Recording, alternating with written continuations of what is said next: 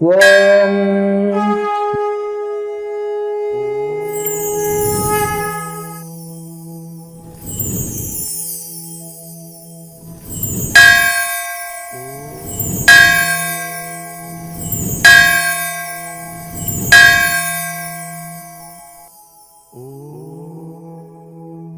Shri Kriyayoga Dhyana Tapovana Sevashramam charitable trust, Govindarayapalli, Jnanananda Kriyayoga meditation centre, GKMC channel, భక్తి సాధన సేవ. జై బ్రహ్మ జ్ఞాన భారత్, జై జ్ఞాన వివేక భారత్, జై అన్నపూర్ణాదేవి అమృతాస్తం. వేదిక పైన ఉన్నటువంటి మహాత్ములందరికీ, గురువులందరికీ, ప్రముఖులందరికీ, అలాగే జ్ఞానానందగిరి మహారాజ్ గారికి, వారికి ఇటువంటి కార్యక్రమం తలపెట్టినందుకు ముందుగా వారికి నమస్కరించుకుంటూ, అలాగే వేదిక పైన ఉన్నటువంటి మహాత్ములందరికీ పేరు పేరున నమస్కరించుకుంటూ, మాతాజీ వారికి నమస్కరించుకుంటూ, మీ అందరికీ జ్ఞానానందగిరి మహారాజ్ 15 ఏళ్ల క్రితం ఎలా ఉండేవారో తెలుసా? ఇక్కడ ఎవరికన్నా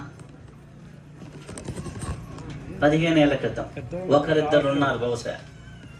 ఓకే, వారితో నాకు పరిచయం 2012లో విఠల్ బాబా గారి ఆశ్రమం మనకి మత్తల్ దగ్గర ఉంటుంది, శ్రీ వల్లభాపురంలో. అక్కడ ఒక సంచి తగిలించుకొని వారు తిరుగుతూ ఆ యొక్క కృష్ణానది ఒడ్డున సాధన చేస్తూ ఉన్నప్పుడు, అప్పుడు విఠల్ బాబా గారిని కలవడానికి నేను వెళ్ళినప్పుడు, అప్పుడే నాది ఎంసీఏ అయిపోయింది, అప్పుడే వెళ్ళినప్పుడు వారు ఫస్ట్ టైం కలవటం జరిగింది. అప్పటి నుంచి వారితో నాకు సాంగత్యం అనేది ఉంది. మొట్టమొదటగా వారిని ఒక వేదిక పైన మాట్లాడించింది 2014లో ధ్యాన మహాచక్ర వేదిక పైన మాట్లాడించడానికి ఇన్వైట్ చేస్తే ఇలానే సంచి తగిలించుకొని వచ్చారనమాట. ఓకే, అప్పుడు ఒక 5,000 మంది ముందర మొట్టమొదటిగా మాట్లాడటం జరిగింది. ఆ తర్వాత 2017 సంవత్సరంలో మొట్టమొదటి ఇంటర్వ్యూ కూడా నేనే చేశాను. ఒకే రోజు 2 ఎపిసోడ్లు చేశాను. ఆ తర్వాత మీకు తెలుసు కేఎంసి ఛానల్ అప్పుడు ఎట్లా పెట్టాలి ఏంటంటే, అప్పుడు కేఎంసి ఛానల్ పెట్టారు. ఆ తర్వాత ఇంతమందికి క్రియాయోగం వచ్చింది.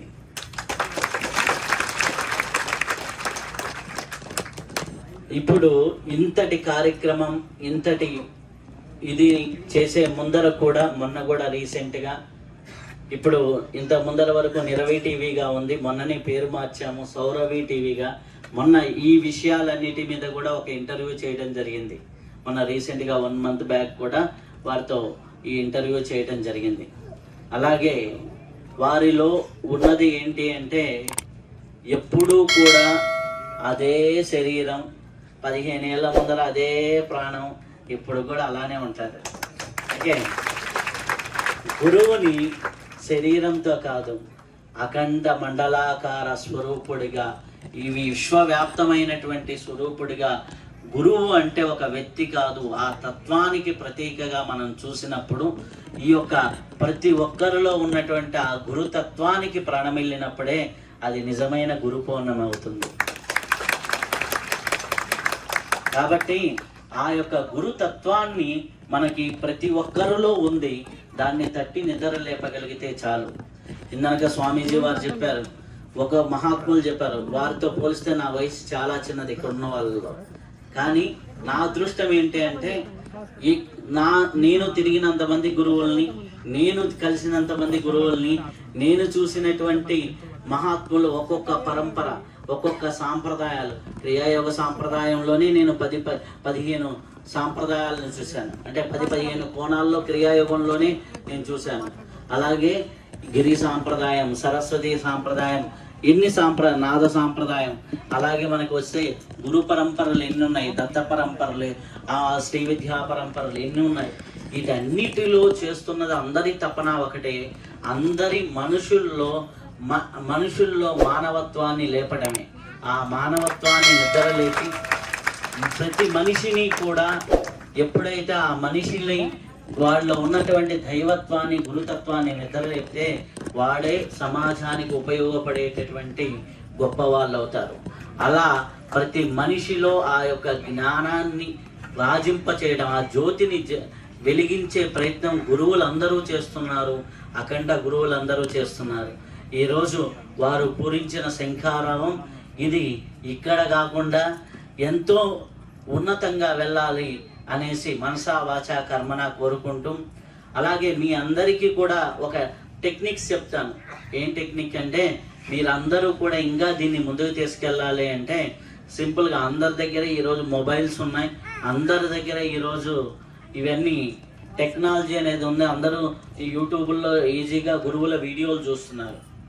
మీకు నచ్చిన ఆధ్యాత్మిక గురువులు ఎవరైనా కావచ్చు, ఈ వేదిక పైన ఉన్న వాళ్ళు కావచ్చు, వేదిక పైన లేని వాళ్ళు కావచ్చు, వాళ్ళు ఎంతో మంచి మంచి ప్రసంగాలు చేసి ఉంటారు. మీకు చూసే సమయం లేకపోతే యూట్యూబ్లో ఓపెన్ చేసి ఒక క్షణం అట్లా ఓపెన్ చేసి క్లోజ్ చేయండి. ఆ ట్యాగ్కి నాయన దీనికి ఇంతమంది చూస్తున్నారని యూట్యూబ్లో ఒక ఏఐ టెక్నాలజీ అనేది ఉంది. దాన్ని ఎంతమంది చూపిస్తే అంతమంది ప్రజల్లోకి తీసుకెళ్తుంది. అంటే ఒక చెడు విషయము ఎక్కువ మంది దాన్ని ట్యాప్ చేస్తే ఇదే ప్రపంచానికి అవసరమేమో అని దాన్నే చూపిస్తుంది. ఒక మంచి విషయాన్ని మనం ట్యాప్ చేస్తూ ఉంటే ఆటోమేటిక్గా అవుతుంది. మీరందరూ జ్ఞానానందగిరి మహారాజ్ అని యూట్యూబ్లో రోజు టైప్ చేశారనుకోండి, 10 రోజుల తర్వాత జ్ఞానానంద మహారాజ్ అనేది మీతో పాటు మీకు చుట్టూ ఉన్న ఫ్రెండ్స్కి, మీ మెయిల్ ఎవరికైతే లింక్ అయి ఉంటుందో, మీ ఫోన్ నెంబర్ ఎవరెవరికైతే లింక్ అయి ఉంటుందో వాళ్ళందరికీ మీ గురువు గారు కనిపిస్తారు. మీరు చెప్పనవసరంలా. ఓకే, ఆటోమేటిక్గా మీ ఫోన్ నెంబర్ టచ్ అయి ఉన్న వాళ్ళందరికీ ఆయన కనిపిస్తూ ఉంటారు.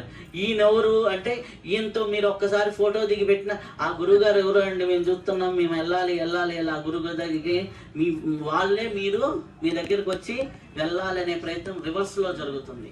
కాబట్టి చిన్నవి మన చేతుల్లో ఉన్నాయి. కాబట్టి ఇన్స్టాగ్రామ్లో కావచ్చు, దేంట్లో కావచ్చు, ఒక ఉద్యమం మన ఢిల్లీలో జరిగింది. అది మంచో చెడో పక్కన పెడితే, కానీ అలాంటి జరగడానికి ఒక ఉత్సాహం రావడానికి ఏంటి కారణం? సోషల్ మీడియా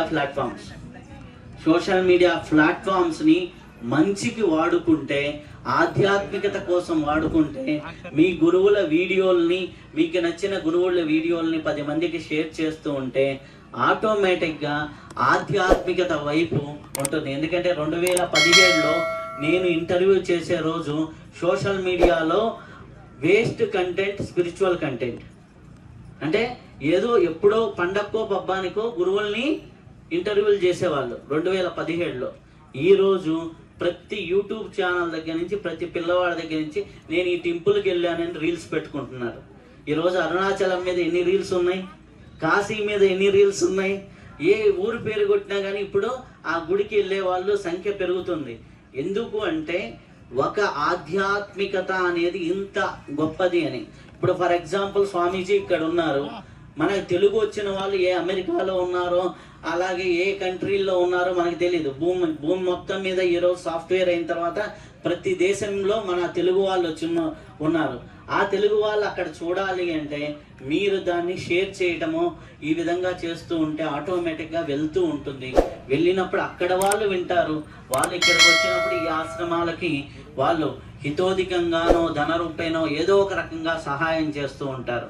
కాబట్టి మనకు వీలైనంత వరకు సమయాన్ని దానంగాను, అలాగే ఆర్థిక అవసరాలు ఉంటాయి ఆశ్రమాలకి, ఆర్థిక అవసరాలని దానంగా అంటే మన దగ్గర ఉన్న సోర్సెస్ని బట్టి వాళ్ళకి ఇవ్వటము, అలాగే వారి యొక్క జ్ఞానాన్ని సమాజానికి అందిస్తూ ఆ జ్ఞాన సమిధగాను మారినప్పుడు ఆటోమేటిక్గా మనం 10 మంది కుటుంబాలకి మనం జ్ఞానాన్ని అందిస్తే మన పిల్లలకి ఆటోమేటిక్గా జ్ఞానం వస్తుంది. 10 మంది కుటుంబాలకి మనం కానీ యోగాన్ని అందిస్తే ఆటోమేటిక్గా మన ఇంట్లో ఎప్పుడు యోగం ఉంటుంది. ఎందుకంటే దాని గురించి 10 మందితో మాట్లాడుతూ ఉంటాం కాబట్టి ప్రతి ఒక్కరూ కూడా మీరు ఇంట్లో కూర్చొని ఈ పని చేయొచ్చు. హ్యాపీగా చేయండి, ఆనందంగా చేయండి, మీరు సంతోషంగా ఉండండి, 10 మందిని సంతోషంగా ఉంది. శుభం భూయాత్. స్వస్తి.